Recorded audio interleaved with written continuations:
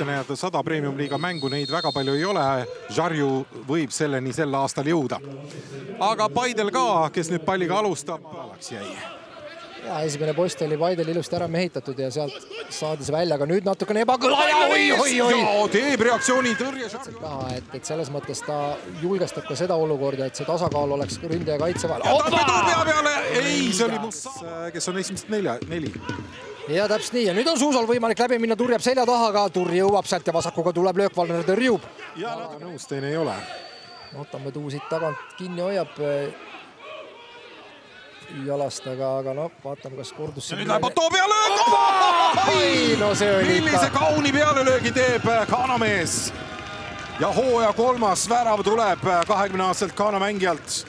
Pool tundi mängitud, natukene peale ja Žarju oli tulnud ette posti ja mõõdetud löök tegelikult taha sinna küljevõrku. No ütleme, et sealt Otto ikkagi nagu kogu aeg hoidis seda Paide kaitseliini. Paigas natukene parem võib-olla kontroll palli üle ja mängusündmuste üle. Otto pall jälle mõõdetud ja ei saa. Siin Joao Pedro löögile läks peaga.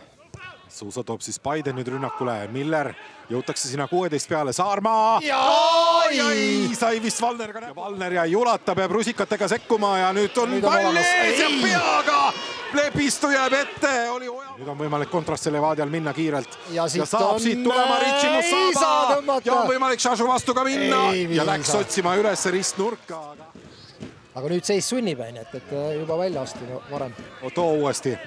Paneb ühe veel vä? Oi, saa väga hea. Seekord Žarju oli valmis, et sinna... Jaa, standardite mängija, nii et käsi püsti ja kasti ja ongi olemas Eina. Natukene läheb mööda. Oli see keskväljal selline moment ka, et ega ta peab ka siin hoidma oma siis emotsioone paigas ja siit... Nüüd saab Suusa keskelt joosta ja otse värava peale lükatakse ka!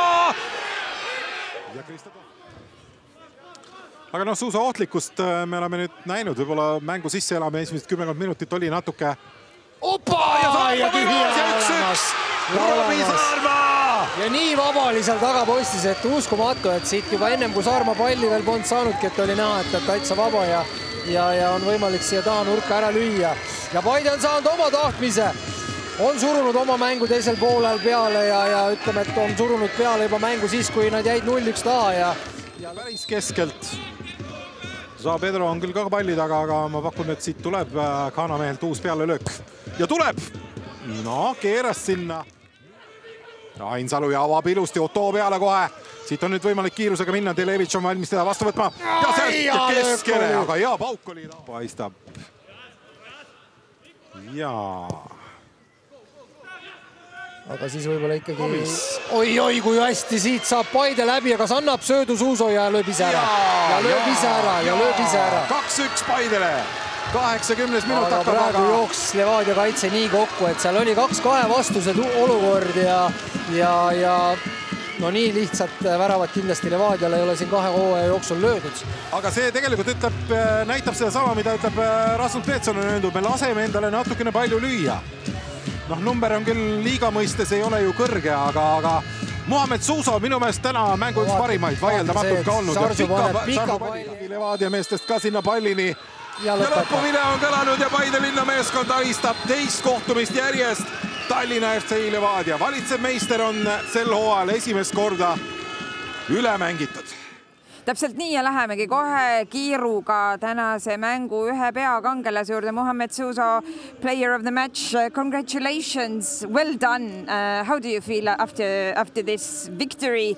Very well deserved victory.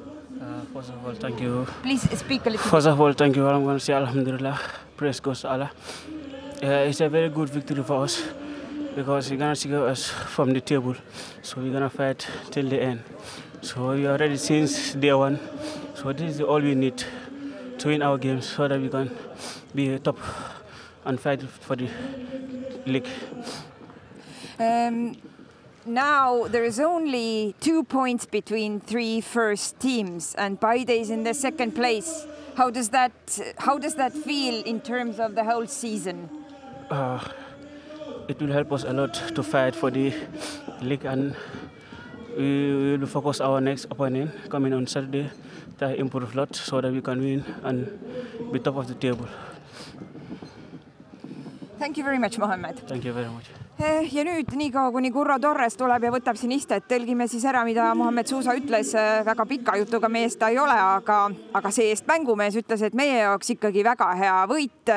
Tuli mängida see mäng lõpuni, seda ka suudeti teha. Neid 3 punkti oli täna hädasti vaja ja jaksati lõpuni vedada.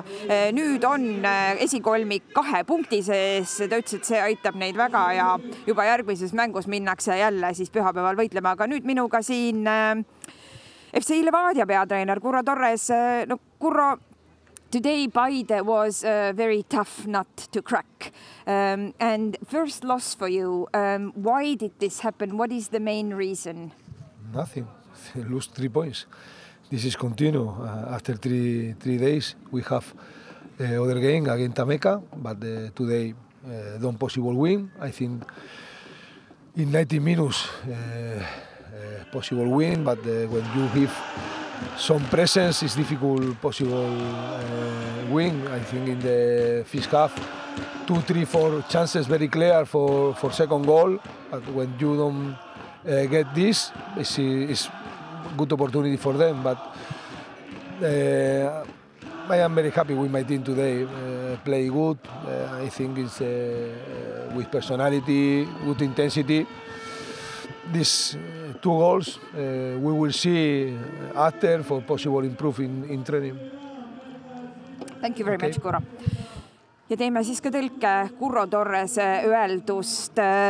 Ütles, et ega siin väga ühtegi sellist väga konkreetset ja ühest põhjust ei olegi, et miks täna kaotati, nii lihtsalt läks, kaotati 3 punkti ja no, näitabki, et need jalgpallipäevad ei ole ka vennad, et 3 päeva tagasi suur võit, täna siis esimene kaotus sellel hooajal. Ütles, et ei olnud võimalik täna seda võitu võtta, oli raske mäng esimesel poolajal, oli häid võimalusi lüüa veel ka teist väravat, aga ta on meeskonnaga sellegi poolest väga rahul ja mängiti hästi hea intensiivsusega.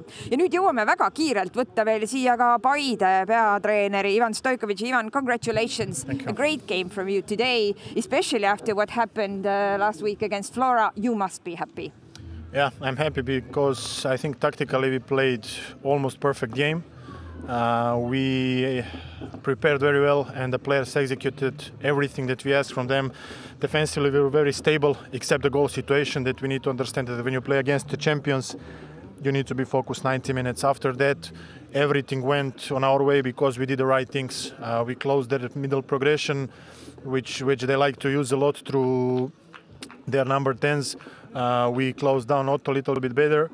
And offensively, I think we exploited the right spaces, what we practiced, and this little bit unusual offensive structure that we had, I think it worked very well. We were very direct. We went behind them, which they don't like because they like to defend only forward.